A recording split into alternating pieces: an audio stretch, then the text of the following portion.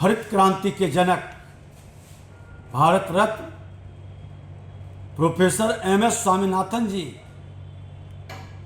जो भारतीय क्रांति के हरित क्रांति के अग्रदूत थे, भारत को खाद्यान्न संकट से उबारने में निर्णायक भूमिका निभाई। 1960 के दशक से गेहूं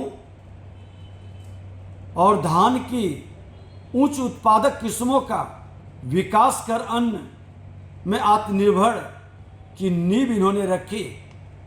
प्रोफेसर स्वामीनाथन ने विज्ञान को प्रयोगशाला से खेत तक पहुंचाया। उन्होंने कहा कि अगर किसान कमजोर होगा तो राष्ट्र कमजोर होगा।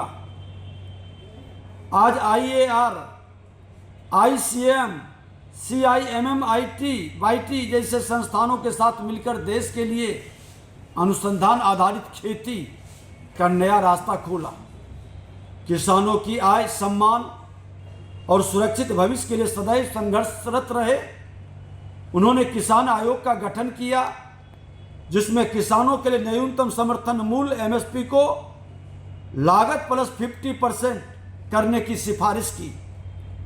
खाद्य सुरक्षा, जैव विविधता, जलवायु परिवर्तन एवं ग्रामीण विकास जैसे विषयों पर केंद्र के और राज्य सरकारों की दीर्घकालीन नीति की सलाह भी दी, अंजाम भी दिए।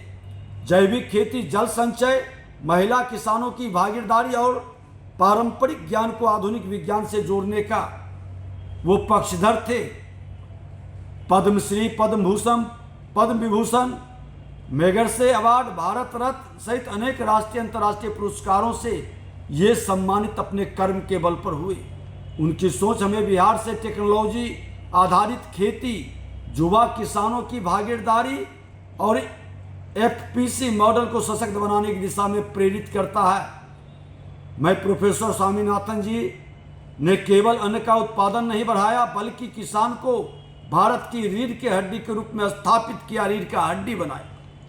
हम सभी किसान भाइयों के लिए प्रोफेसर M.S. स्वामीनाथन जी का जीवन यात्रा एक प्रेरणा देता है। उनका सपना था समृद्ध किसान, सशक्त भारत।